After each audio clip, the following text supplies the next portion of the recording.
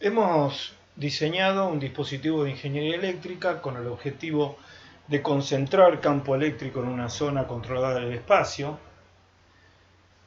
Hemos primero visto cualitativamente cuáles deberían ser sus características: sólidos conductores enfrentados a corta distancia, los sólidos en forma de placa, ya que el espesor no era necesario para cumplir la función, tenían que estar cargados con cargas de igual módulo y signo contrario que se concentrarían en las superficies enfrentadas.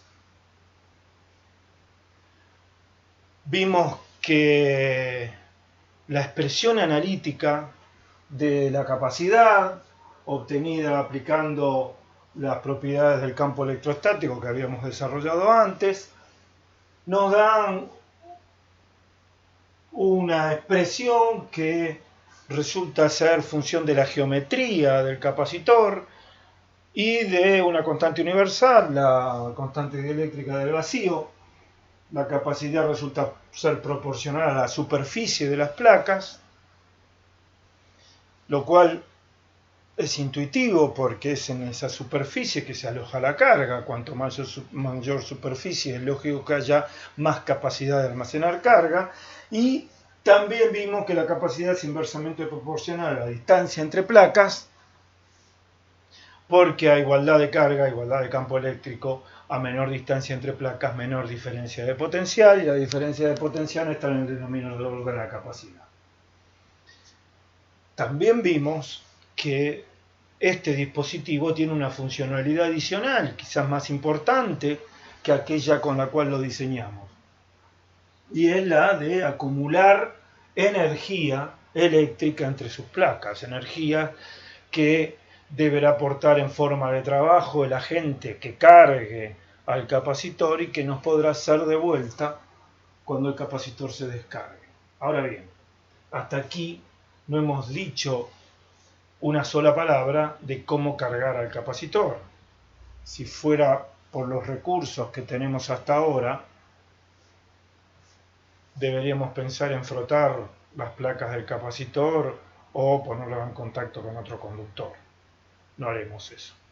En cambio, lo que vamos a hacer es introducir otro dispositivo de ingeniería, un dispositivo inventado a fines del siglo XVIII por Alessandro Volta. Es italiano, y ese dispositivo, la pila eléctrica, al que ya nos referimos cuando hablamos de las unidades del potencial electrostático. Alessandro Volta le da con su apellido el nombre a la unidad de potencial.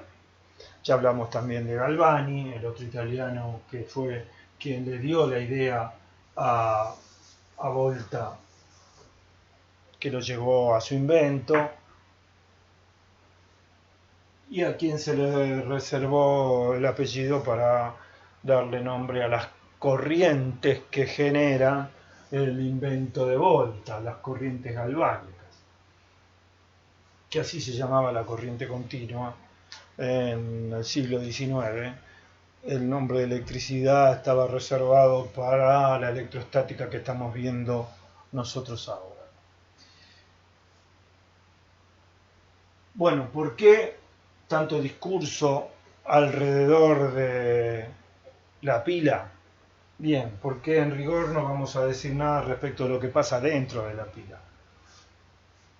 El principio de funcionamiento de la pila eléctrica es químico, lo cual quiere decir también electromagnético, pero no vamos a llegar hasta ahí.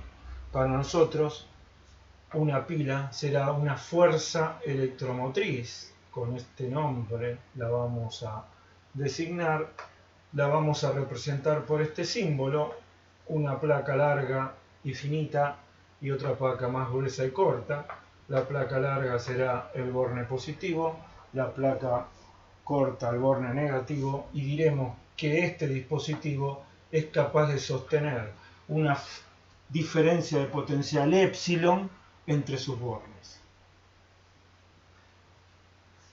Al capacitor, por su parte, lo representaremos con un par de placas de igual longitud, separadas a una cierta distancia, y le asignaremos la propiedad de tener una capacidad C. Para cargar un capacitor que puede estar inicialmente cargado o no, eso veremos cuál es la importancia que tiene. Para cargarlo,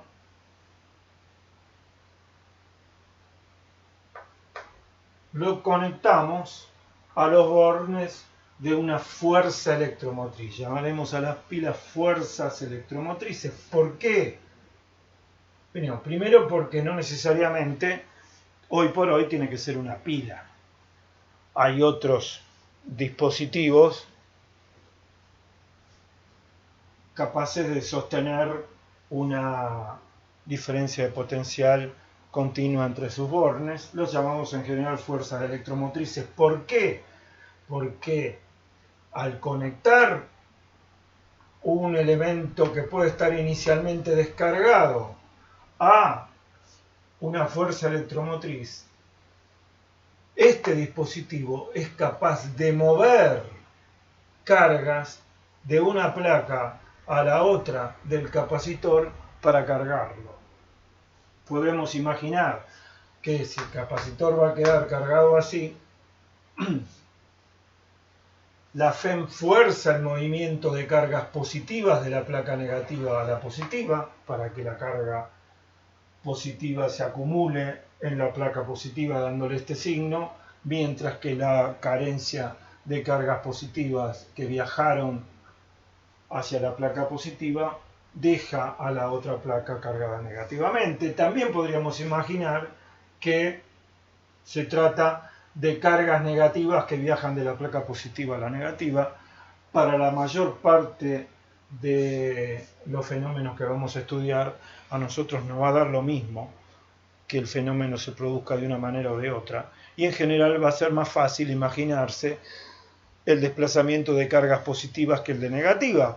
Pero en este caso no nos importa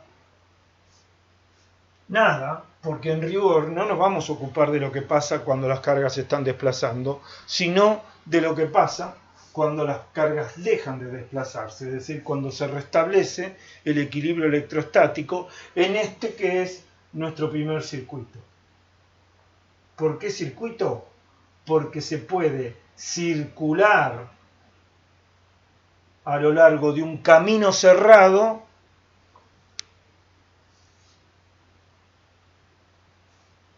en el que hay alternativamente conductores que en electrostática no dan circulación cero porque dentro de un conductor no puede haber campo eléctrico, y elementos de circuito que por ahora para nosotros serán fuerzas electromotrices o capacitores. Cuando circulo a través de una fuerza electromotriz, si lo hago del borne negativo al positivo, aumenta el potencial en épsilon, el valor de la fuerza electromotriz. Es decir, la circulación desde el borne negativo de la fuerza electromotriz al borne positivo significa un aumento de potencial igual al valor de la FEM. Y la circulación a través de un capacitor implica una caída de potencial cuando voy de la placa positiva a la negativa, igual al que resulta de la definición de capacidad. Si C es Q sobre B, B es Q sobre C. Con estos elementos podemos resolver nuestro primer circuito. Aplicamos la propiedad integral del campo electrostático a través del circuito establecido. Esto tiene que ser igual a 0.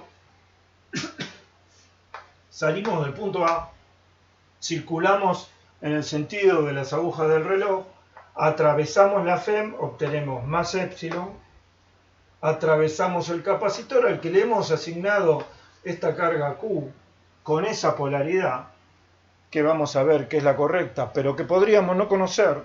En el caso más general no la vamos a conocer. Acá ponemos la correcta porque es evidente. Al atravesar el capacitor de izquierda a derecha, vamos de la placa positiva a la negativa, tenemos menos Q sobre C. Esto es Q igual a Q sobre C, vamos a hacerlo paso a paso, igual a epsilon, o sea, Q igual a epsilon por C. Y de esta manera obtenemos al capacitor cargado conectándolo a los bornes de una fuerza electromotriz.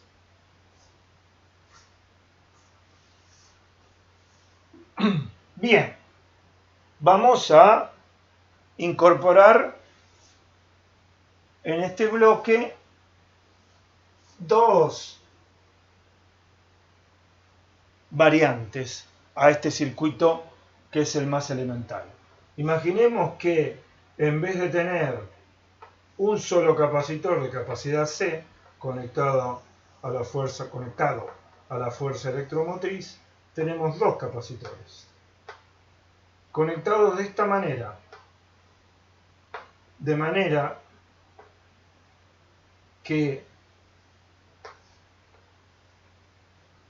ambas placas de cada capacitor estén conectados a la fuerza electromotriz.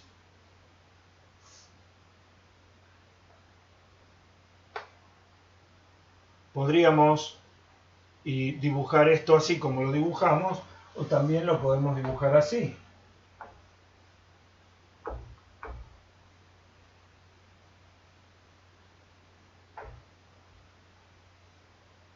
Es equivalente. En ambos casos, C1 y C2 están conectados a la fuerza electromotriz de manera que una placa de cada uno de los dos capacitores está conectada a un borne de la fuerza electromotriz y la otra placa al otro borne. Esta conexión se llama conexión en paralelo de dos capacitores.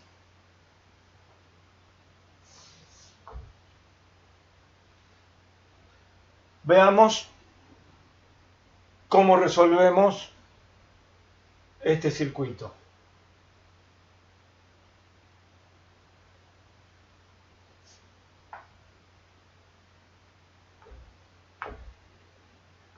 El capacitor 1 se cargará con carga Q sub 1 y el capacitor 2 con carga Q sub 2. Yo puedo hacer dos circulaciones aquí, a través del capacitor 1 y a través del capacitor 2. Si circulo en el sentido de las agujas del reloj a través de la pila o la fuerza electromotriz y el capacitor 1, obtendré más epsilon al atravesar la pila, la fuerza electromotriz, perdón, menos Q1 sobre C1 igual a 0. Salgo de este punto, atravieso la fuerza electromotriz, luego atravieso el capacitor y vuelvo a este punto. Estoy aplicando esta propiedad. Si hago lo propio, circulando ahora en sentido contrario de las agujas del reloj, a través de la FEM y el capacitor 2, obtengo más epsilon menos Q sub 2 sobre C2 igual a 0.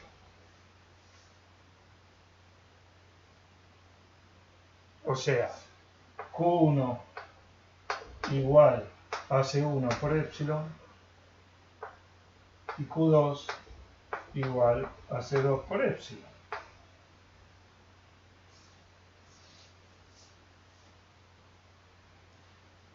Pero podemos hacer una consideración adicional. Podríamos dibujar al arreglo de dos capacitores de una tercera forma, así.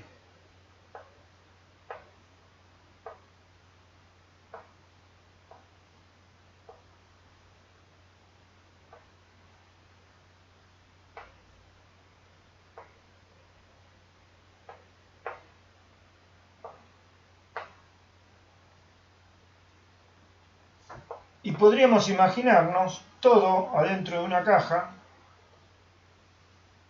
de la que emergieran solo los bornes.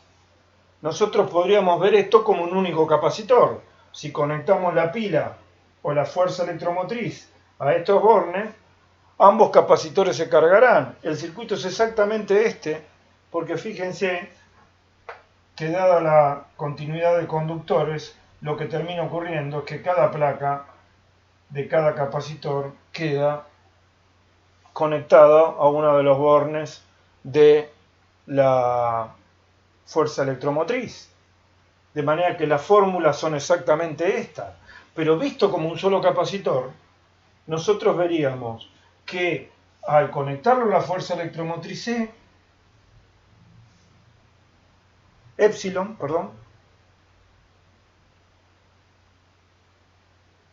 este arreglo se carga con una carga que es igual a la suma de Q1 y Q2, porque vendrá Q1 aquí y Q2 acá. De manera que este arreglo lo puedo suponer como un único capacitor C cuya capacidad será Q sobre epsilon, o sea, Q1 sobre epsilon más Q2 sobre epsilon, o hagámoslo en dos pasos,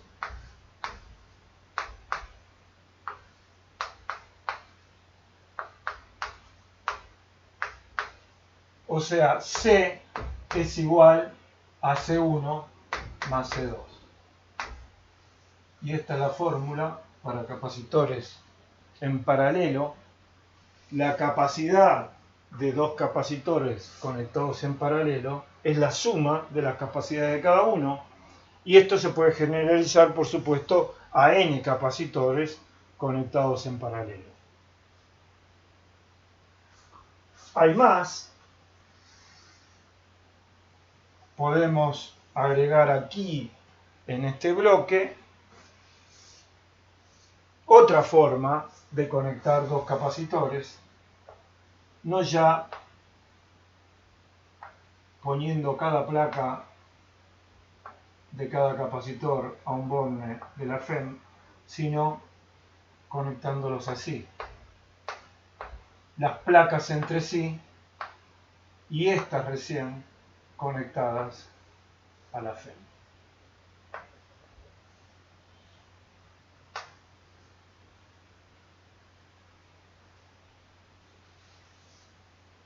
Esta conexión se llama serie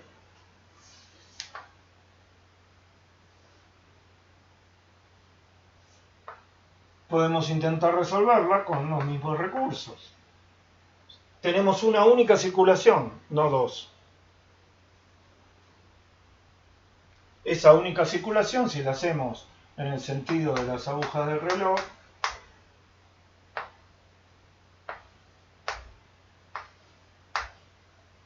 y asumimos esta polaridad, queda más epsilon menos Q1 sobre C1 menos Q2 sobre C2 igual a 0.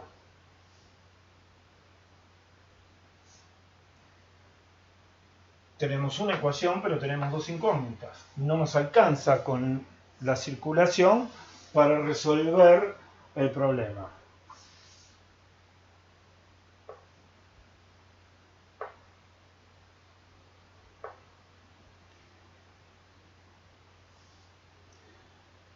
Tenemos que hacer otra consideración. Prestemos atención, es una consideración de conservación de la carga.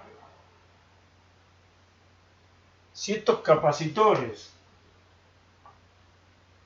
estaban cargados con una carga inicial antes de cerrar el circuito, luego de cerrar el circuito, la carga encerrada en esta zona del espacio que estoy marcando aquí, esta zona del espacio, fíjense que no es atravesada por ningún conductor y por lo tanto en el proceso de carga de los capacitores al conectarlos a la fuerza electromotriz, la carga que había en esta zona tiene que permanecer constante. Y para saber qué carga es la que hay en esa zona, tenemos que saber cuál era el estado de los capacitores antes de conectarlos a la fuerza electromotriz. Si asumimos que estaban descargados, si Q10 igual a Q20 igual a 0, entonces Q1 menos Q2, o debo decir Q2 menos Q1 con esos signos, igual a 0. Fíjense, con los signos que asumí, tengo la placa positiva del capacitor 2 y la placa negativa del capacitor 1. Tengo que escribir Q2 menos Q1 igual a 0. O sea, Q2 igual a Q1.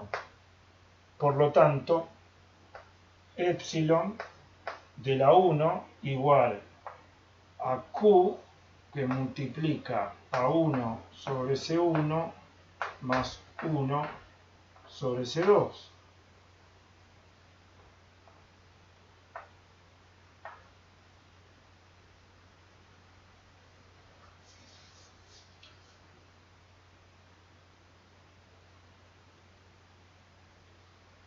Si estaban descargados inicialmente, esto es 2, 0, si estaban descargados inicialmente, la carga neta deberá ser nula, también luego de conectados a la fuerza electromotriz, o sea, Q2 menos Q1 igual a 0, Q2 igual a Q1, reemplazando en la 1 Q1 y Q2 por Q,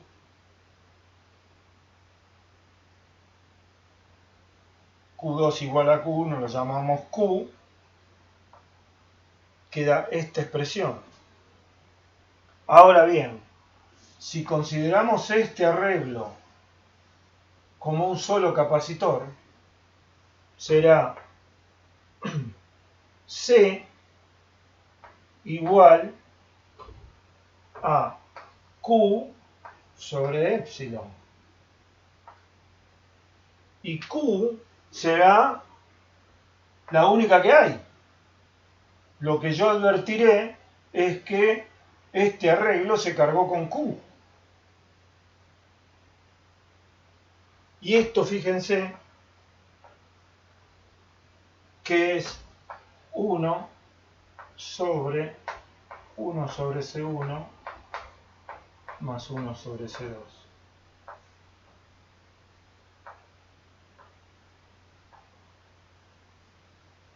En esta ecuación, para obtener Q sobre epsilon, tengo que pasar epsilon dividiendo y hacer lo propio con el corchete, de manera que la capacidad del arreglo en serie es 1 sobre las inversas de las capacidades. O, para recordarlo más fácilmente, 1 sobre C igual a 1 sobre C1 más 1 sobre C2. En un capacitor en serie, la inversa de la capacidad es la suma de las inversas de las capacidades de cada capacitor. Y esto, por supuesto, también se puede generalizar para n capacitores manteniendo las hipótesis. Estos dos son los circuitos básicos sobre la base de los cuales se puede resolver en realidad cualquier circuito formado por capacitores y fuerzas electromotrices. Aunque las conexiones entre los capacitores no se puedan reducir a series y o paralelos, y aunque haya más de una fuerza electromotriz. En el bloque que sigue vamos a ver este caso. Los recursos van a ser los mismos. Circulación igual a 0 en caminos cerrados, en los que puedo circular a lo largo de conductores y atravesar los dispositivos, fuerzas electromotrices o capacitores. Y conservación de la carga en zonas del circuito que estén aisladas. Vamos a verlo en el bloque que sigue.